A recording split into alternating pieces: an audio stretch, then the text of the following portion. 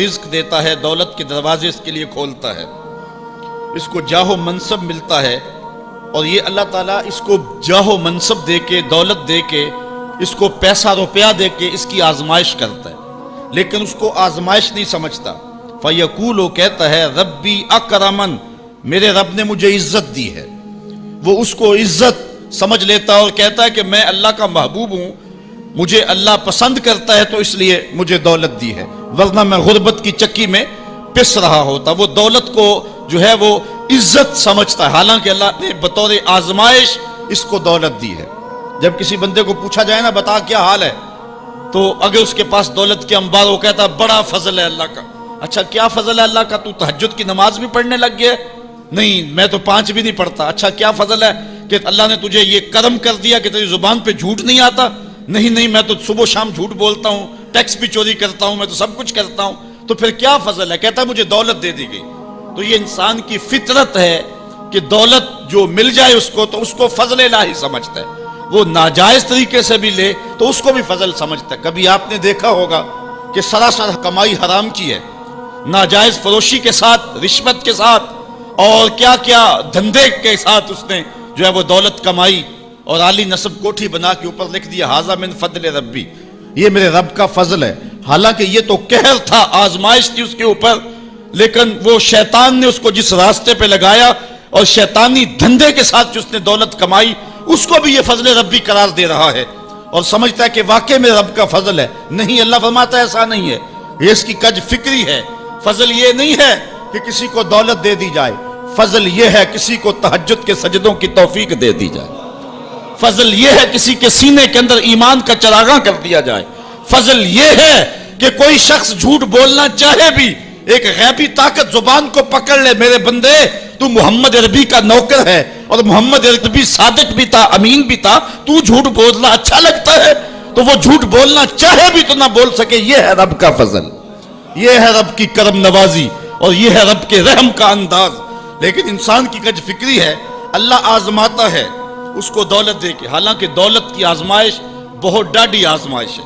حضرت عبداللہ ابن مبارک کہتے ہیں ہمیں غربت سے بھی آزمایا گیا اور دولت سے بھی آزمایا گیا۔ غربت کی آزمائش میں تو ہم پورے نکلے، لیکن دولت کی آزمائش میں ہم پورے نہ نکل سکے۔ یہ آزمائش زیادہ سخت آزمائش ہے، لیکن فیقول، بندہ کہتا ہے ربی اکرمن، میرے رب نے مجھے عزت دے دی ہے۔ کوئی عہدہ مل جائے، کوئی شان و شوکت دنیا کی مل جائے، چاہے وہ اس کا ذریعہ کوئی بھی ہو، بندہ کہتا ہے جی فلاں پہ بڑا ہی اللہ کا فضل ہو گیا ہے۔ یار ایک معمولی شخص تھا، گلی سے نکلا، اب دیکھو جو ہے وہ وزارت کا قلم دان تھامے ہوئے ہے، بڑا فضل ہوا۔ کیا فضل ہوا اس کے اوپر کہ اس نے جائز ناجائز ہر راستہ جو ہے وہ اختیار کیا اور رب کو قدم قدم پہ ناراض کیا، اور ہم اس کو فضل گردان رہے ہیں۔ کہا فضل نہیں ہے، یہ ڈاڈی آزمائش ہے۔ لیکن انسان کی کج فکری ہے، وہ اس کو فضل کہہ رہا ہے۔ اچھا ایک اور انسان کی کج فکری دیکھیے، وَأَمَّا إِذَا مَبْتَلَاهُ فَقَدَرَ عَلَيْهِ رِزْقَهُ فَيَقُولُ رَبِّي أَهَانَنِ، اور اگر اللہ آزمائے اور اس کا رزق اس پر تنگ کر دے، فَيَقُولُ، تو پھر کہتا ہے رَبِّي أَهَانَنِ، میرے رب نے تو مجھے خار کر دیا، میرے رب نے تو مجھے ذلیل کر کے رکھ دیا۔ یہ فطرت ہے انسان کی کہ اس کو تھوڑی سی سختی ملے، دولت کے انبار جو تیزی کے ساتھ آ رہے ہیں تھوڑا سا کم ہو جائیں، اور اس کو غربت کی چکی میں پیسا جائے۔ تو یہ بھی اس کی آزمائش تھی، دولت دے کے آزمائش کی گئی کہ کیا راہ خدا میں لٹاتا ہے کہ نہیں لٹاتا، میرے راستے کے اندر اس کو خرچ کرتا ہے کہ نہیں کرتا۔ یتیم، غریب، مسکین، لاچار، مجبور، نانے شبینہ کو ترستے ہوئے، بیمار، کیا ان کو ڈھونڈ ڈھونڈ کے ان کی دہلیز پہ پہنچتا ہے کہ نہیں پہنچتا۔ ایک تو یہ آزمائش تھی، لیکن اس نے اس کو آزمائش نہیں، اس کو عزت سمجھ لیا۔ اس نے کہا کہ میرا اللہ میرے پہ راضی ہے تو تبھی اتنی دولت دی ہے۔ اچھا اگر دولت اللہ کی رضا کی علامت ہوتی تو فرعون دولت مند نہ ہوتا، قارون کو خزانہ نہ دیا جاتا۔ اور دوسری بات، جب اس کو دولت نہیں دی جاتی، غربت میں آتا ہے تو کہتا ہے میرے رب نے مجھے رسوا کر دیا۔ یہ بھی اس کی کج فکری ہے۔ یار وہ بھی تو ہوئے ہیں کہ زمانے کے اندر ایک پھوٹی کوڑی بھی ان کے پاس نہیں رہی۔ اللہ اکبر، آؤ دیکھو فقر ابو ذر کو سلام کرو، آؤ دیکھو فقر اویس کو سلام کرو، اچھا آ جاؤ حضور کی دہلیز پہ فقر محمدی کو سلام کرو۔ یہ عزت ہے، عزت، یہ بھی آزمائش ہے۔ اللہ دیکھتا ہے کہ فقر کی آزمائش میں کون پورا نکلتا ہے۔ زبان پر جو ہے وہ ناشکری کے لفظ تو نہیں لاتا. مل جائے اللہ کی طرف سے عطا ہو تو وہ بھی آزمائش ہے کہ اس پہ شکر ادا کرتا ہے کہ نہیں کرتا, اور نہ ملے تو یہ بھی آزمائش ہے کہ اس پہ صبر کرتا ہے یا کہ نہیں کرتا. واویلا کر دیا, شور و غل مچا دیا, لٹ گیا, میرے پاس کچھ نہیں, اپنی غربت کے اشتہار لگا دیے, ایک ایک شخص کے آگے ہاتھ پھیلاتا پھرتا ہے, اپنی غربت کی عزت کو پامال کر رہا ہے, اس امتحان میں ناکام ہو گیا. اب سنو اللہ کیا ارشاد فرماتا ہے, کلا بل لا تکرمون الیتیم.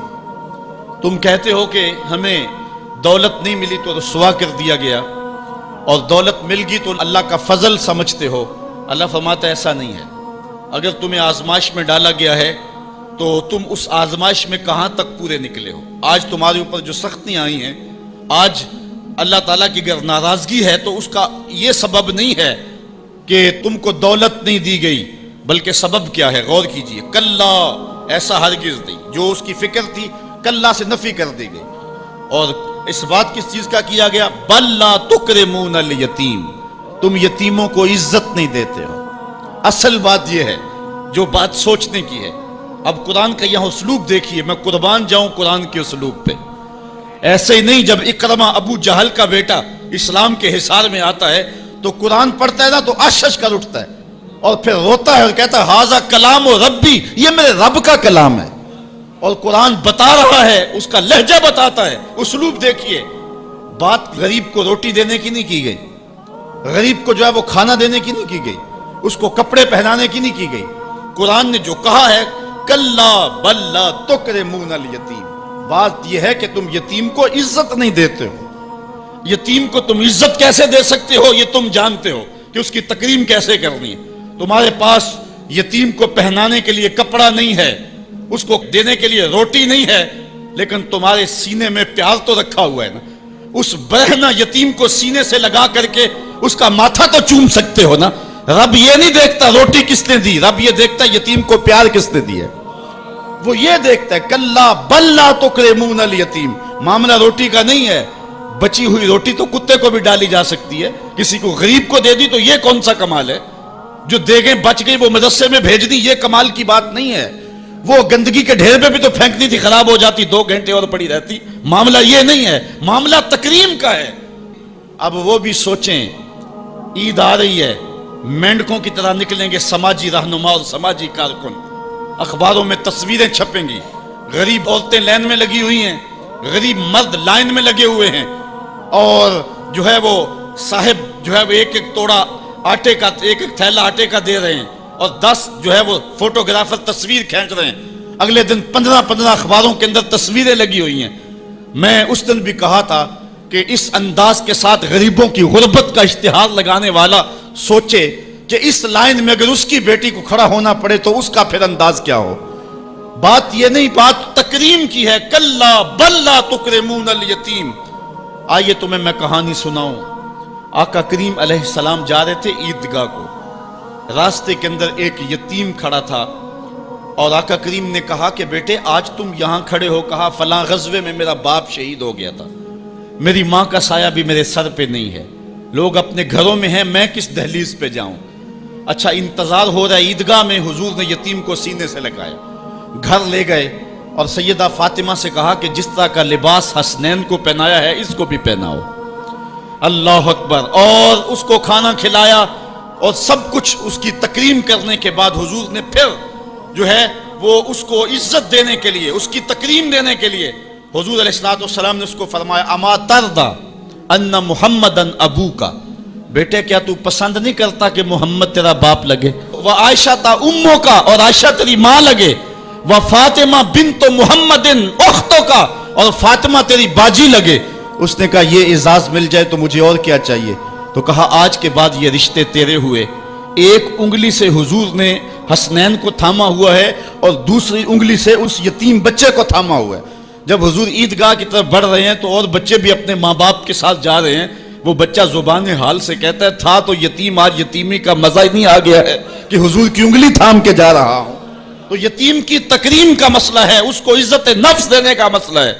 یتیم کو لوگوں کے اندر کھڑا کر کے اس کو اعزاز دیتے ہو, وہ اعزاز نہیں ہے, وہ رسوائی ہے. مجھے ایک سال قبل ایک ایسی تقریب میں لوگ کھینچ کر کے لے گئے جہاں وہ آج کل اجتماعی شادیوں کا رواج ہے.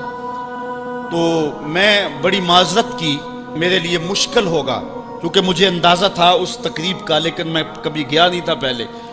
تو میں جب اس تقریب میں پہنچا تو یقین جانے کہ 2 دن تک جو ہے وہ میں بے چین رہا ہوں. میں کہتا ہوں غریب سے غریب آدمی ہوتا ہے نا، اس کو معاشرے میں پروٹوکول اعزاز نہ بھی ملے تو شادی والے دن تو مہمان خصوصی وہی ہوتا ہے نا. اس دن تو سارے اس کے چہرے کو ہی دیکھتے ہیں.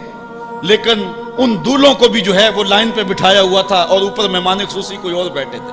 میں نے کہا یہ بیچارے مسکین آج بھی مہمان خصوصی نہیں ہیں، آج ان کی زندگی کا اہم دن ہے اور آج بھی اتنے لوگوں کے سامنے اشتہار لگایا جا رہا ہے یہ غریب لوگ ہیں، اور دلہنوں کا بھی اشتہار لگایا جا رہا ہے یہ غریب بچیاں ہیں. اور پھر کیا ان کے چہرے پہ کوئی مسرت کے آثار تھے اور نہ ان بیٹیوں کے چہرے پہ کوئی مسرت کے آثار تھے. تو لوگ خوشی بانٹنے چلے ہیں لیکن غموں میں اضافہ کرتے چلے گئے. رات کی تنہائی میں نکلو، اندھیرا پھیلا ہوا ہو، کوئی دیکھنے والا نہ ہو، اپنے سائے سے بھی بچو اور جا کے غریب کے گھر میں رقم پھینک کے آ جاؤ، اسے پتہ نہ ہو یہ پھینکی کس نے ہے، اور پھر وہ شادی کریں جو دعائیں ان کے کلیجے سے نکلیں گی عرش تک پہنچیں گی. تو بات پیسے دینے کی نہیں ہے، بات تکریم کی ہے. کلا، دیکھو قرآن کا اسلوب، کلا بل لا تکرمون الیتیم. معاملہ یہ ہے کہ یتیم کی عزت، تکریم.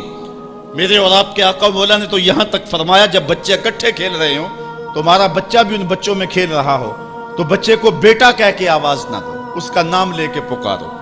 عرض کی گئی حضور بیٹا ہے، بیٹا کہہ کے پکاریں گے تو حرج بھی کیا ہے؟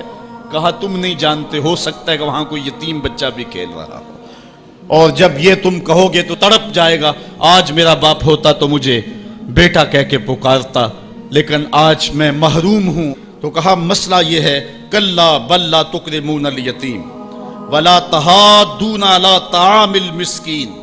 دیکھیے قرآن کا اسلوب. کہا ایک تو یتیم کی تکریم نہیں ہے، یہ ساری افطار اس لیے آئی، اور دوسری بات یہ ہے کہ وہ آپس میں ایک دوسرے کو مسکین کے کھانے کی رغبت نہیں دیتے. یعنی ایک شخص خود غریب ہے اور اتنی طاقت نہیں رکھتا کسی غریب کی پرورش کر سکے، وہ عہدہ برا نہیں ہو سکتا کہ اتنا کہ میں تو کچھ کر نہیں سکتا. کوئی بھوکے تڑپتے ہوئے غریب کو دیکھے خود نہ دے سکے. اللہ نے اسے زبان تو دی ہے، کسی امیر کی دہلیز پہ وہ نہیں جاتا یہ چلا جائے اور جا کے توجہ دلائے کہ میرے ہمسائیگی کے اندر ایک یتیم تڑپ رہا ہے، بیوہ کی بیٹیاں بوڑھی ہو رہی ہیں دہلیز پہ، اور وہ جا کے اپنے اعتبار پہ جو ہے ان کا انتظام کر دے. یہ ہے ولا تحاضون علی طعام المسکین.